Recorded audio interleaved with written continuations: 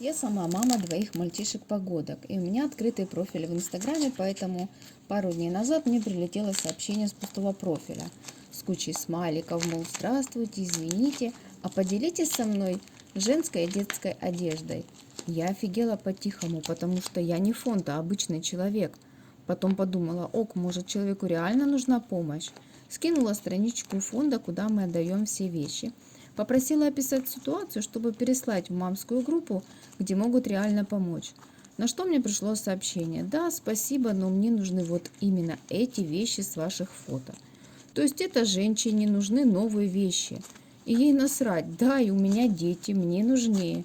Сними со своего ребенка и отдай моему. Поясню, на всех фото, с которых она потребовала одежду, был старший сын. Абсолютно логично, что через сезон это будет донашивать младший, а после мы сами разберемся, что делать с этой одеждой. Конечно же, после этого она была отправлена в бан. Я же мать, это состояние головного мозга. Но не все мамы такие. Едем с мужем в автобусе. Стоячих людей нет, есть пара свободных мест, правда, в разных местах. Мы сидим на парном сидении. На остановке заходит молодая мамаша, с ней ребенок года 3-4 и останавливается возле нас. Ну, естественно, решаем освободить место для ребенка. Муж берет на колени меня и двигаемся к окну. На освободившееся место садится мамаша и говорит: уступите место для ребенка, он любит в окошко смотреть. Муж: без проблем. Можно тогда мы пересядем на второе место, а вас с ребенком к окну пропустим. В смысле вы пересядете на второе место? А я, по-вашему, что, стоять должна? Я уже заняла это место. Муж говорит: я же говорю, вам с ребенком. В этот момент я сжимаю руку мужу, как бы намекая, что лучше помолчать, чтобы не полилось еще больше. И мы просто отворачиваемся к окну и игнорируем ее. Она возмущается, что мы не уступаем место ребенку. Позже она пыталась мужа окликнуть, чтобы поговорить, трогала за плечо со словами: «Я вообще-то к тебе обращаюсь». Но мы ее успешно продолжали игнорировать. Ребенок все это время стоял и держался за поручень. Когда она встала и пошла с ребенком к кондуктору, которая все видела и слышала, так как сидит рядом, муж сел обратно на место у прохода. Кондуктор тоже не смогла ей объяснить, что место уступили на двоих. После она прошла мимо нас, буркнула что-то типа урод или удот, то ли мудак.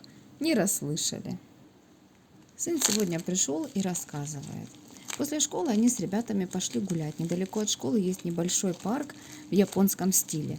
Пруд, садик, различные каменные скульптуры. В пруду плавают черепашки и рыбки. Красота. Они любят там сидеть после уроков. И тут они наблюдают такую картину. Несколько детей 5-6 лет вылавливают черепашек из пруда и таскают их на камни и играются с ними. Мой сын вместе со своими друзьями сделал им замечание, объяснив им, что так делать нельзя, это вредит черепашкам. Никто на них не кричал, не ругал, а дети побежали жаловаться матери. Та тут же нарисовалась, начала орать на сына с друзьями: не лезьте не в свое дело, не играют, ничего не будет черепашкам. Все это с матами и повышением голоса. Наши пацаны не выдержали, встали стеной вдоль края пруда, а один из них начал рукой отталкивать черепашек подальше, чтобы дети до них не дотянулись. На что эта мамаша схватила сачок и начала обливать их водой из пруда. Одного из пацанов толкнула так, что тот улетел в пруд и промок весь. После этого, собрав своих детей, гордо удалилась. Что у этих я же матерей в голове? Мало того, что лезут к животным, это же не игрушки, так еще и на замечания так реагируют. Больше чем уверена, если бы это были не мальчишки 13 лет, а взрослые, не было такой реакции. А тут, посмотрите, дети ей сделали замечание. У меня есть соседка, которая гуляет с ребенком у подъезда и ждет соседей на машинах или те, которые вызвали такси, и требует, чтобы ее подвезли. Все равно едете куда-то, а мне же с ребенком тяжело, причем не просит, а именно требует. И по глазам видно, что она искренне не понимает, почему ей отказывают. Со слов дяди. Пятница, вечер, конец рабочей недели, сижу, отдыхаю в гараже. Во дворе детская площадка и ужасно скрипит качеля уже минут 20. Взял солидол, смазал, звук исчез, все хорошо. Мальчик сказал спасибо дяде.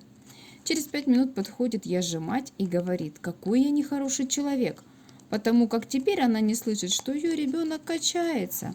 Она сидит на лавочке, рядом трое пьют пиво. Видимо, это единственный способ, чтобы понять, что ребенок еще рядом. После такого не хочется помогать людям. Я хожу в бассейн 2 раза в неделю. Однажды в женской раздевалке я же мамка ждет занятий дочь. Второй ребенок, мальчик лет 6, носится между шкафчиками и с любопытством разглядывает всех переодевающих женщин, которые выходят из сауны или из душа. Прямо останавливается рядом и чуть ли пальцем не тыкает в интересующие его места. Всем, кроме я же матери и отпрыска, неловко. На замечание, что неплохо бы вывести пацана в фойе, мамаша отвечает: «Он же ребенок, ничего страшного, я дочь жду помочь одеться». После предложения ей самой раздеться догола, тогда уж, раз такое дело, залилась краской, схватила сына и выбежала в коридор. Папа пришел с работы и возмущенно бормочет: «Отдельных молодых мам иногда так хочется спросить, вы родились наспор или по приколу?» И начал рассказывать, как шел домой. Вышел, говорит, из трамвая, торопиться сил не было, поэтому шел не спеша. С улыбкой глядя на девочку лет 4, малышка катила самокат весело из песней «Пам-пам-пам». Ребенок был спокоен, значит, что мама недалеко. И собрался уже ее обогнать, как девочка вдруг остановилась перед спуском в пешеход, а потом, оставив самокат, попрыгала по ступенькам вниз. Странно, может, потерялась? И что делать?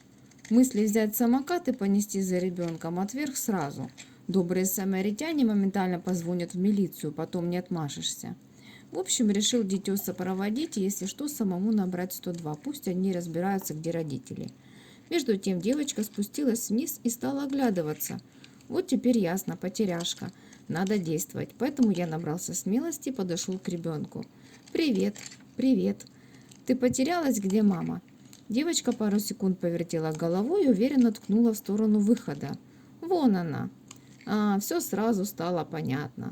Маман была погружена в смартфонию. Девушка настолько ушла в созерцание экрана, что даже споткнулась. Так маму нужно срочно вернуть. Поэтому я вначале наклонился к девочке, закрой, говорю, уши, а потом рявкнул: «Мамаша!». Эхо было такое, что пешеходы рядом аж присели. Мама тоже вздрогнула и наконец-то посмотрела вокруг. Ага, дочки нет, заметила, хвала небесам. Немало не смутившись, девушка быстро спустилась вниз и тут же накинулась на дочь. «Где твой самокат?» «Простите», — начала было я. «Вы кто такой? Почему с моим ребенком я сейчас милицию вызову?» И тут меня заело. Еще хоть одно слово вызову сам. Лучше за ребенком смотрите, а не за телефоном. И, кстати, самокат стоит наверху. «Что ж вы по пути не захватили, разумный такой?» — фыркнула девушка. Все ясно, это не лечится, поэтому я молча развернулся и пошел. Очень надеюсь, что малышка больше не окажется одна среди толпы взрослых, а ее мама впредь будет нянчить не смартфон, а ребенка, хотя в последнее верится слабо.